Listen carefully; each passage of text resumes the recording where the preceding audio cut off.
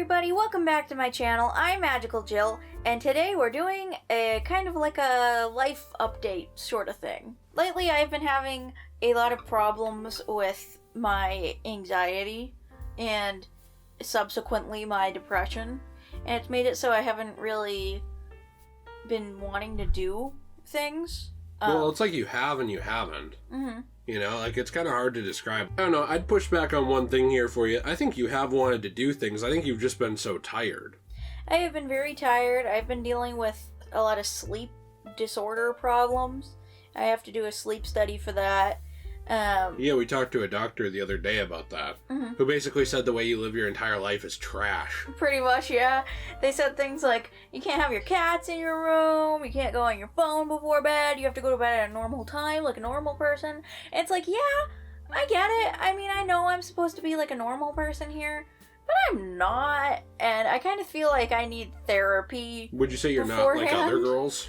Yeah, definitely. I feel like before I start doing like all of these like extreme life changes, I need therapy. You know, because I really need to talk to somebody about how I kind of feel like I've got a lot of the symptoms of somebody who has ADHD. And I've noticed online that a lot of women who are my age have said like, you know, that they have a lot of these symptoms and they go through life and they don't know that they have ADHD, and it makes life really hard for them. And they get diagnosed later in life, and they get medication for it, and it's like, whoa. Yeah, but things are a lot easier now. And you couldn't get that help earlier, so you had to just deal with it. Yeah, so I'm kind of thinking, you know, if I can get a therapist and I can kind of see what's wrong with me, whether it's ADHD or not, I think that would really help, because it makes it hard for me to do work. It makes it hard for me to do almost anything that's not considered super duper fun, because I'm always chasing that dopamine. But you also have a structure problem. Yeah, I do. Where, like, when it comes down to structure and stuff, sorry, my allergies are really bad in this video, but when it comes down to structure and managing your time, you're not very good at it. Nope. I don't want to get too deep into this, because, like, when you get too deep into certain things like this, it can open you up to legal troubles, which is kind of a shame, because you should be able to share your story and your life and stuff like that. I don't think anyone should have any kind of bearing on that, but I will say that hypothetically, Jill kind of came from a home that was not the best for dealing with mental health stuff. That was very, in my opinion, bullying based. Like, in terms of, like, just push through everything. If you have any problems, too bad, you're weak. You know, that kind of mentality. Yeah. And also, I would argue from my personal experience with those hypothetical individuals in this hypothetical scenario that I could be making up, I could not be. They're just kind of dicks. Like, just not very good at helping or raising their own children. Yeah. And also just very confrontational and angry when confronted with any loss of control at all. And so for, you know, I think a lot of that stuff kind of builds up over the years. Like, I think a lot of people, you know, go through stuff and they internalize it. But, like, when it's, you know, an occasion here or there, it's one thing, right? You know, like, you kind of internalize something and move on. Maybe it comes back up, maybe it doesn't. But I think when it's like a pattern of being treated poorly, you know, of somebody just being a jackass to you, and hurting you, whether we say hypothetically, physically, or mentally, I think that those things compile. And when it becomes a day-to-day scenario for years at a time, even after you get out of that, it leaves a lot of problems. You know, it's kind of like how this sounds bad, but like if I were to keep hitting somebody in the knee with a blunt instrument, like every week, eventually they're probably going to permanently walk with a limp. Yeah. Like, they're going to keep healing, but, like, there's going to be complications. Yeah. And mental health is actually the same way. Like, if you keep brutalizing somebody in a similar manner over an extended period of time, their brain is going to deal with that, but, like, it's not going to just go away. It's going to manifest in ways that, like, we don't understand. Sleep disorders, panic disorders, mental health disorders. I mean, like, you know, there's a reason why a lot of those things are on the rise. It's not just because they're easier to diagnose, it's also because of home life and social structure and things going on with people, and I think that a lot of that, in my opinion, very much affected you as well. Yeah. And that's why I'm not mentioning who we're talking about, because like I think once you start getting into who you're talking about, they can be like, oh, you're slandering me. This is something I could sue you for this. Nobody can do that if you don't say who you're talking about, if you don't say like who they are. Like the whole thing of like being sued is like you damaged my reputation personally. The thing I'm talking about, if somebody were to say that, they would have to admit we're talking about them. You know what I'm saying? That's true. And I think a lot of my problems really do stem from my grandma, who was the best person in my entire life, like my sun and my stars, died when I was 11. And then my great aunt, who was like grandma part 2, died pretty much the same year, but it was after my birthday, so I was 12 at the time. So ever since these kind of very close events together started happening, I kind of feel like my entire life went downhill. I started to get a lot of depression because I felt like my school was a prison, and then my grandma on my other side of my family died a year after that, so I was like, I think 13, like in 7th grade-ish, and so it was just a lot of death at one time, and it affected my family a lot, and it made some of my family hypothetically not as nice. Yeah, and then it made me feel a lot more lonely because I never really had very many friends in school at all. I started to get some friends in like 7th grade-ish, but none of them were really like super close friendships except for my one friend named Gracie, who was probably like one of my best friends ever, and I still talk to her to this day. But yeah, I didn't really ever have very many friends at all growing up, and some of the friends that I did have were just toxic, and didn't treat me very well, and were mean to me. They weren't real friends though. Like you latched onto a group of people to be friends with who you thought were your friends, but they were just stringing you along as like the odd one out. Yes, it depends on which group we're talking about. I was friends with 2 groups.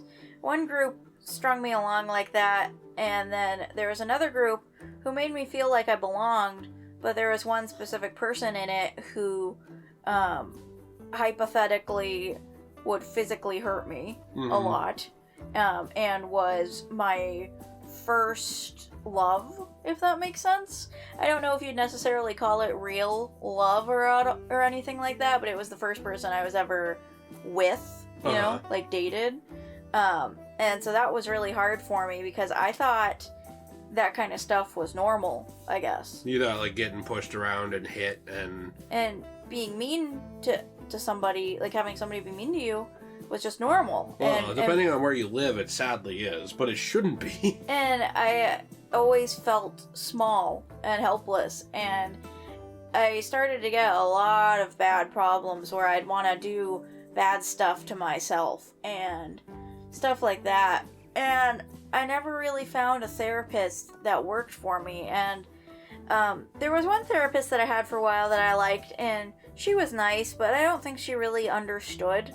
And then my hypothetical family in the situation kind of told me I shouldn't see her anymore, so I stopped. Yeah, and the reason for that was kind of bad. I mean, the reason for that was basically like the therapist was catching on to, I'm going to say, allegedly abusive behaviors that were happening at home.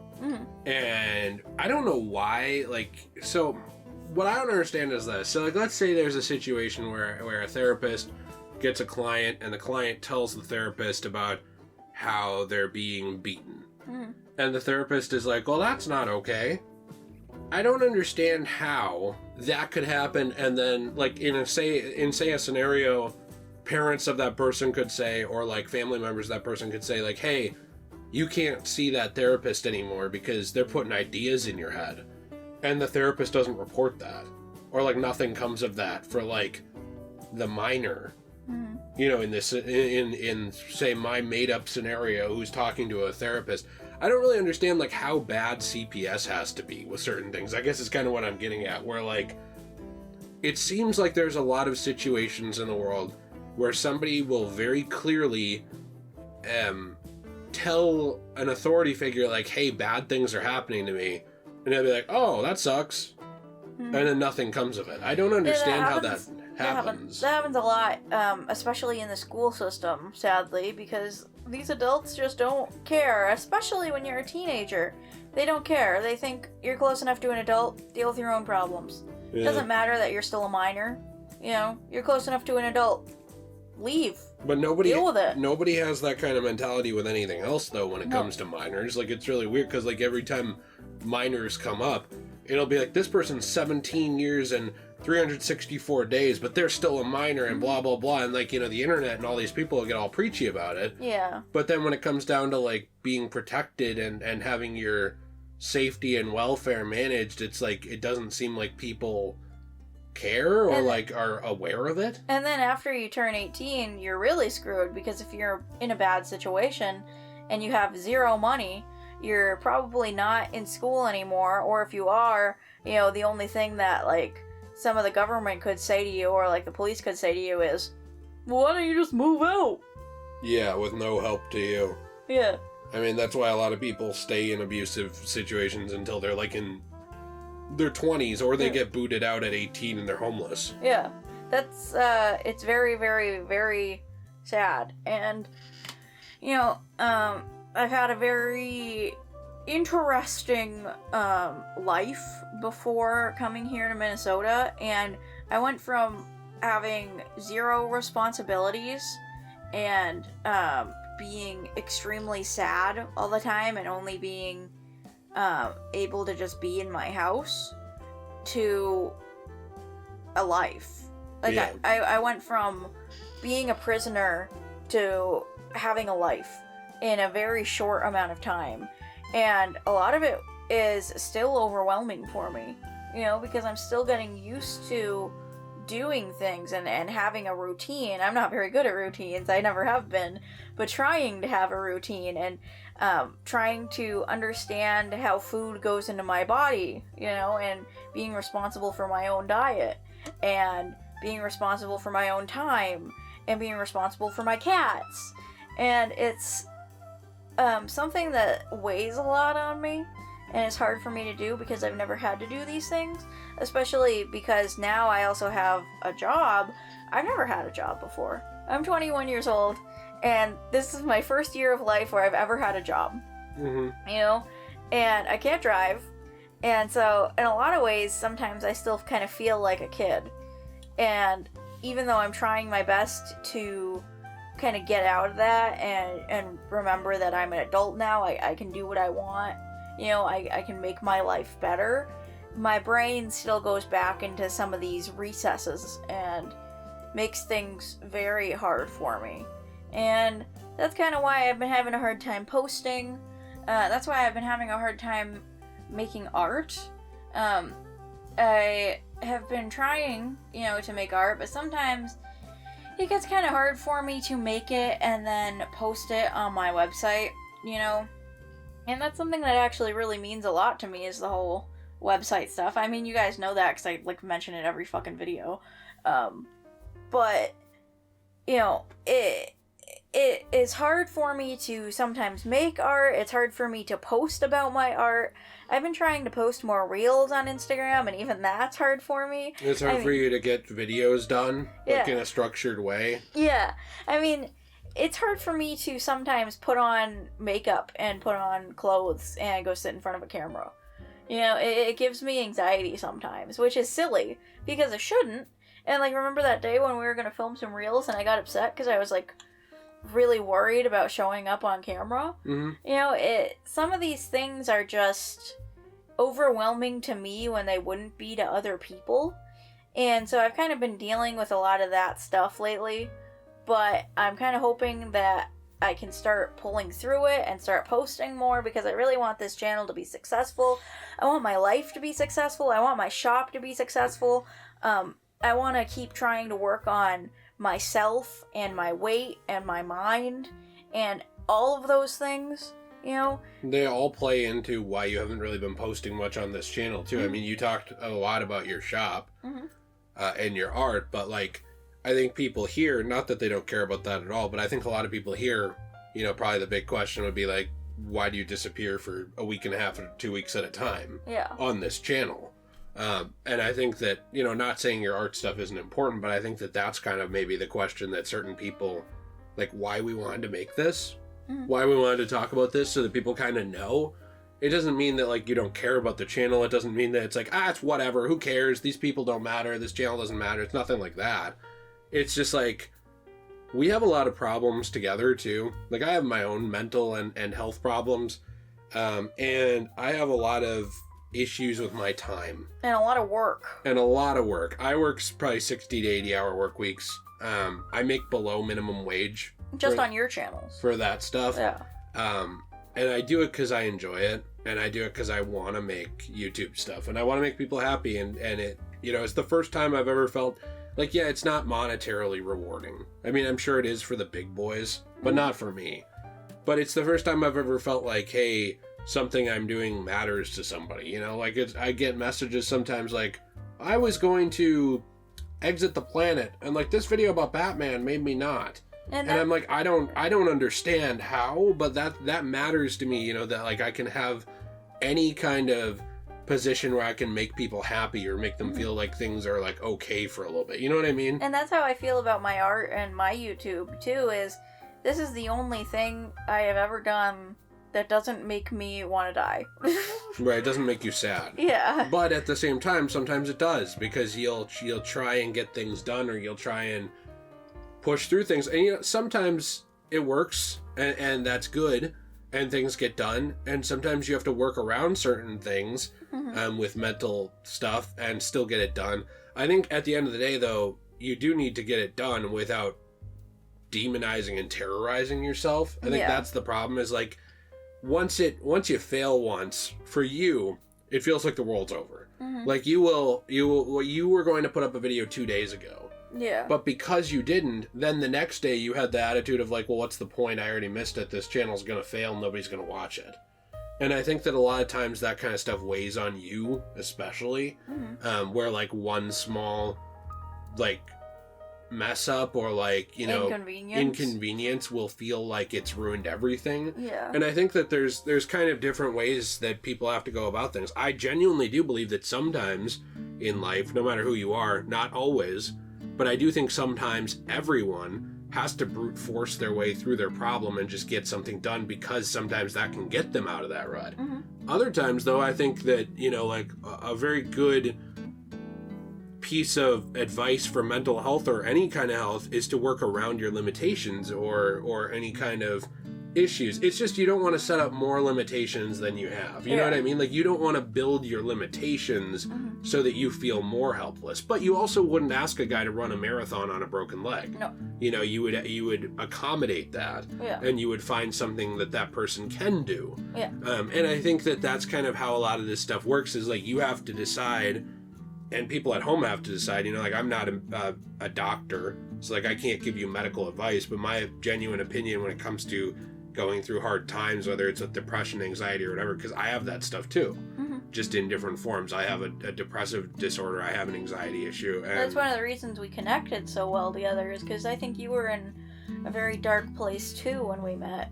Unfortunately, I didn't do any like crazy stuff like throwing racial slurs around or like beating anybody up on camera, so I couldn't release the "I was in a dark place" apology. Oh, okay, that makes sense. That's kind of disappointing. Everybody ruined that for me. I'm sorry. But I'll have to come up with some other excuse later on when I go crazy. But I think we definitely grew and helped each other a lot, and you know, long story short, this video is kind of just me talking about how I'm struggling. I got a lot of problems. My husband's got a lot of problems. No, I'm perfect. Well, clearly, look at me. Look at my tight butt. Yeah. Look how perfect I am. I need a therapist. I've been trying to go outside more. My cats are like my emotional support animals at the moment, and that's why I've been having a hard time posting. So, I'm also very active on Instagram, so if you guys like want to interact with me there, definitely go check out my Instagram. It's just Magical Jill. I also have Enchanted Glamour as an Instagram. I love going on Instagram. I love when you guys message me, so like please definitely do that because I think it's fun. Well, and if and people, like my posts. if people want to get to know you a little better too, you're on Degenerate Plays a lot. Yeah, I am on Degenerate Plays a lot. That's my channel. That's where I do Let's Plays and stuff. I do them with my friend Nate. Sometimes my friend T. It just depends. He's very busy. Mm-hmm. And also I do things with, you. I feel bad with T because like we were supposed to do some stuff together the other week and I kind of messed it up with scheduling. So Yeah. I just feel kind of mean about that. But like that channel is where we hang out with our friends basically. We play games together. And I would say, whenever you have videos, I'm not going to make this super long, but whenever you have videos, like there's the more like straightforward, like, hey, look, stream of consciousness, this is what's going on. We're just talking, hanging out. There's not really many jokes. It's just, this is what it is, like this. The Let's Play channel is kind of a mix of that. Sometimes we joke around and we have fun and we do things like that. Other times we're just talking about stuff. And I think you kind of go back and forth between that on that channel very well. I think it's been a good outlet for you to become more social. Definitely. I think when, like, for example, when you first came here about 2 years ago, a little over, when you first started talking to Nate, who's, one of my best friends and one of your friends too, you didn't know how to talk to him at all. No, I didn't. You were like... I remember one of our first conversations was us standing in like a Target Minecraft aisle and me being like, that pig is so cute! And Nate being like, do you like Minecraft, Jill? And me being like, yeah, I like it. And that was it. That was our conversation. You guys didn't talk more about it? No. Oh. I was extremely awkward when I first met Nate and when I first met T. And now I finally have friends. I finally have a best friend with me all the time, which is you. Oh, that was Cosmo. And I have other friends, and it's something I've never experienced before, you know? Yeah, and I don't even know where I was going with that fully. Like I thought where you were going with it is if people enjoy watching us, they can go there and when we make these videos, it feels like I'm able to talk to somebody who understands, if that makes sense, even if maybe you don't actually understand. It makes me feel like I'm talking to my friends. And I like connecting with people and trying to be more social. And this is one of the spaces where I feel like I can say most of what I want without getting anxious about it or feeling stupid about it. Or without feeling like someone's going to hurt you for it. And that's why I really like this channel and all my other channels that we're on. Because I get to talk to you guys and you guys mean a lot to me, and I hope that we can connect more, and I hope I can put out some more videos and you guys watch them. Even if maybe you're not super interested in Pokemon, or maybe you're not super interested in Sailor Moon or dolls. It means a lot to me when you just press like and maybe leave a little bit of a watch on it, because the watch time is gonna get me monetized at some point, which is very exciting. You have a good Pokemon video coming up very soon that we recorded already that needs to be edited, that I think will be up in 2 to 3 days from when this goes up. I hope so, yeah. That I think will be very good. Yeah. So there is stuff coming up. It's just life gets in the way, and sometimes you have to work around stuff or deal with it. And sometimes it's hard for me to find the time and the motivation to record. And that's okay. Mm-hmm. But I just think it's about improving, over time. And I think it's good to be transparent with people. And obviously there's certain things that it's like, even when talking about something like this, you don't get into, like certain examples or like very specifics or something. Like, I had a breakdown on this date about this. It's like, you don't always really get into that kind of stuff. That's like, people don't see all that stuff or even need to. I probably couldn't tell you guys the exact date of my breakdowns, though. But I think it's good to still let people know kind of like, hey, here's generally what's going on. Here's kind of why it's going on. I appreciate the patience, and this is just kind of who I am. And, unfortunately, there will be people who don't care. I don't know about on your channel, but I know on mine when I talk about certain things like that, there are a lot of sociopaths. There's a lot of people around who have no sympathy for other people or for their problems or anything like that, and they're the main character. They only care about them. But most of you guys are nice, and I thought... And people like that, they're just not worth listening to or dealing with, is kind of what I'm saying. So like, whenever you get stuff like that, it's not really worth engaging those people. It's not really worth caring. Like, they're miserable. That's why they're making you miserable. And I thought kind of like talking about this on my channel might help me bring myself a little closer. Just beware, you know, if you ever like do message me on Instagram or anything, because of my anxiety, it takes me, like, I'm not kidding, sometimes a week to answer people because I get scared. So don't be offended. Or you don't know what to say to people. I mean, like, I definitely have that a lot. I just never know what to say to people sometimes. We've also had bad encounters with people who pretend to be nice to us who don't want nice things for us, which is unfortunate too. So it's like you kind of have to just be careful and do things the best you can. So I really wanted to connect with you guys more on this stuff, and I wanted to let you know that I am still working on some awesome videos. I have a new Pokemon video coming up. I'm really excited about it. I'm gonna make more awesome videos. I have an Ami Sailor Mercury figure I'm gonna open up on my channel We have soon. a few Sailor Moon things to go through. And I've got some more Darkstalkers Kodabakayas, which is really exciting because I love Darkstalkers.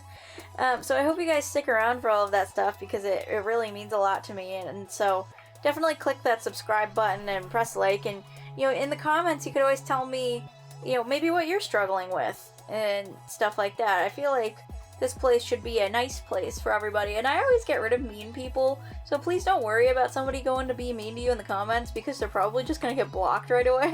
Yeah, exactly. Or hunted down. That's a joke. Oh my. So anyway, long story short, I hope you guys liked this video. I'm not really very good at talking about personal things to me. I'm very kind of closed off, especially with most people. So, something like this is hard for me to do, but it's something I wanted to do because I want to connect with you guys more and not just feel like a superficial face on a screen. Mm-hmm. You know, I want to be a person to you guys. And so I hope you guys subscribe and press like and go check out Enchanted Glamour and stuff like that because it really helps me out and means a lot to me. And I hope to see you guys on my next video. I think a lot of people have a lot of problems, and I think instead of just kind of quitting or just saying like, well, I have these problems, it is what it is, I think people can pretty much always work with them. And keep trying. And keep trying and work around them. Sometimes the answer is to push through it. Mm-hmm. Sometimes it's not. Sometimes it's to talk to somebody. Sometimes it's to get help. Sometimes it's to work around what you believe your limitations or your needs are. I think maybe needs is a nicer word. I don't really like, because I have a chronic pain problem that affects what I'm able to do.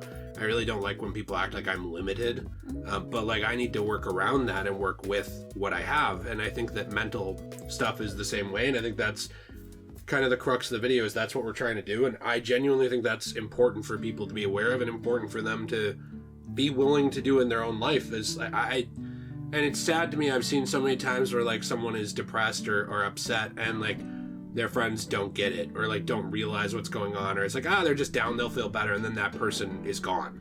Yeah. You know, that person decides it's not worth it, it won't get better, I can't fix it, I'm done. And it's the reason that I want to talk about stuff like this is because I think that if one person can be convinced of like there are ways to deal with these things and there are ways to live a happier life and be more fulfilled and stuff, and reasons to keep going, I think that's important, because I genuinely think you were the person, you know, 5-10 years ago who would have thought that, who would have thought there's no point, I should end it, I should be done, like there's not gonna get better. I'm not kidding, there were times where I was planning like how to exit, you know, and then I found video games and I found you. And I used to watch your videos every single day, all day long. Like, I loved your content so much. Like, I was obsessed with you. Oh my. So, I want to close off this video and say thank you for listening. It means a lot to me. Your watch time and you yourself mean a lot to me. And I hope that I can help you out of a dark place. Because basically what I was trying to say is sometimes things unexpectedly happen to you, and even though you're planning, you know, to not really keep going and you're not really expecting to keep going, sometimes life changes and things get a lot better, and they will for you. But they won't if you decide that they won't. Yeah. You know what I mean? I think a lot of people, they have a say over that. And if they decide it will never get better, I'm done, nobody can make it get better then. Nothing can ever change if you decide that. So I think that as many problems as you have, I am very happy to have you here. You are the love of my life. Aww. And my sweet Jilly that I married. And I would be very unhappy without you. And it's interesting to think of how our decisions affect other people like that too, and how different life can be. And it doesn't mean problems will just go away, but I certainly think they're better for you than they were 3 years ago. And sometimes you ask me, what was I expecting out of life when I have really bad depression episodes? And I say to you, to be honest, I wasn't really expecting to get this far. Right. And I hope that for a lot of you, maybe you weren't expecting to get this far. I hope you keep going. Mm-hmm. Because your life means a lot. It means a lot to me. It means a lot to other people. And it especially means a lot to me, that you guys stuck around to have this conversation with me, because it's not something that I can talk about easily with people at all. I have a really hard time talking to people. So I kind of wanted this to be not like a safe space, but like a place for me to be able to talk to people and kind of get... And share what you want to share. Yeah, and have that place of the internet that I feel like is nice, and is nice for you guys.